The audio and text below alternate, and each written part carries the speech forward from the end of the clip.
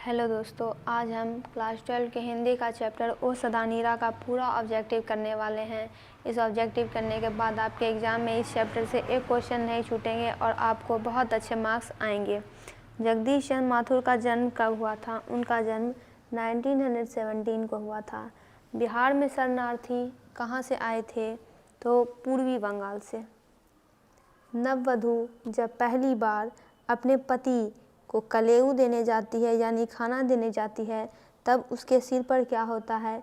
तब उसके सिर पर पीढ़ा होता है। ऐसा लेखक वर्णन करते हैं इस चैप्टर में। चंपारण में गांधी जी ने अपना अभियान कब चलाया था?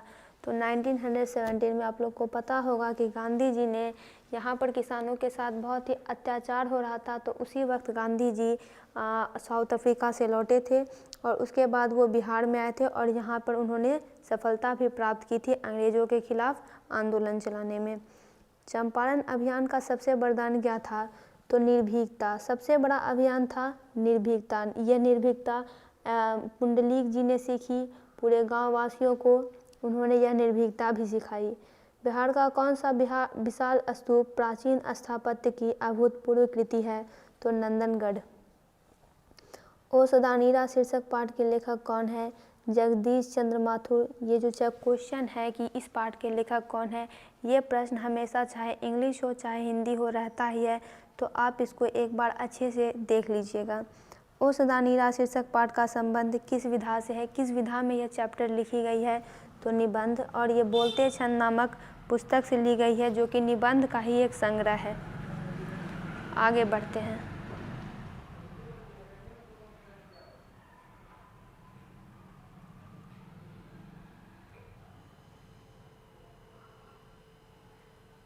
आगे है कि ओ सदा नीरा जगदीश चंद्र माथुर के किस निबंध संग्रह से संकलित है? तो बोलते छंद। बोलते छंद एक पुस्तक है जिसमें कि जगदीश चंद्र माथुर के द्वारा लिखे गए सभी निबंधों का संग्रह है। उसी में से ये एक निबंध ओ सदा नीरा है, जो कि यहाँ पे प्रस्तुत है। ओ सदा नीरा से संबंधित नदी है।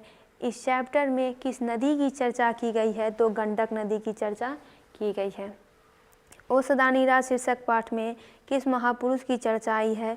तो महात्मा गांधी की। महात्मा गांधी 1917 में चंपारण बिहार के दौरे पर आए थे राजकुमार शुक्ल के कहने पर, किसान के कहने पर, क्योंकि इनके साथ अंग्रेज काफ़ी अन्याय कर रहे थे।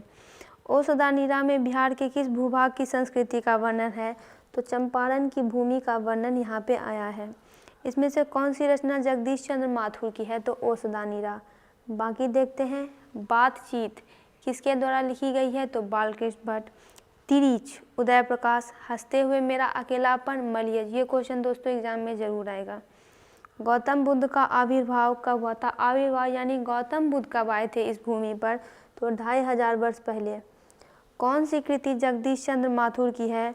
तो भोर का तारा जगदीश चंद्र माथुर की कृति है। और बाकी यायावार रहेगा, याद की बात करें तो ये सच्चिदानंद हीरानंद वात्स्यायन की कृति है, यानी एक प्रकार की यात्रा वाली कृति है। ओ सदा नीरा किसको निमित्त बनाकर लिखा गया है? तो गंडक नदी को। थारन शब्द किस शब्द से विकसित है, यानी यह शब्द किस शब्द से निकला है? तो थार शब्द से निकला है। ऐसा माना जाता है कि यहाँ पे कुछ ऐसे लोग हैं वो थारन कहलाते हैं। कहाँ से आए हैं? तो थार से आए हैं, जो कि राजस्थान में एक डिज़र्ट का नाम है, रेगिस्तान का। कर्नाट वंश के राजा हरि सिंह को किसका मुकाबला करना पड़ा था? तो गयासुद्दीन तुगलक का। चंपारण में धांगर कहाँ से आए थे? छोटा नागपुर प्रदेश से आए थे। आगे है कि गांधी जी चंपारण में कब आए थे? तो गांधी जी चंपारण अप्रैल 1917 में आए थे। तीन कठिया प्रथा का संबंध किससे है? नील से।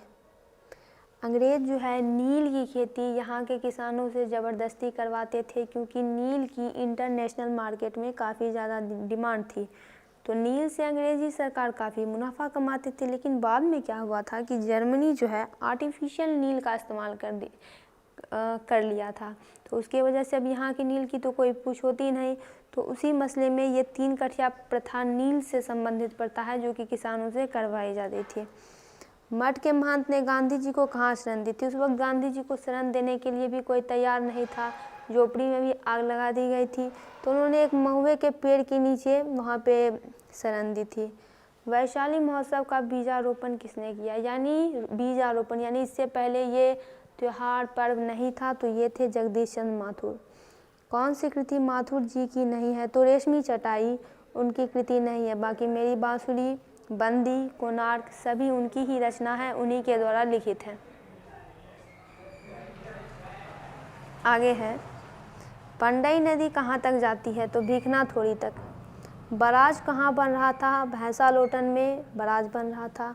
आम्रपाली यानी अम्बपाली ने तथागत को क्या सौंपा था? तो आम्रकानन यानी आम्रवन उन्हें सौंपा था। बहुजन संप्रेषण के माध्यम पुस्तक किन्होंने लिखी है? जगदीश चंद्र माथुर ने। इसके और भी ऑब्जेक्टिव हैं, आगे बढ़ते हैं।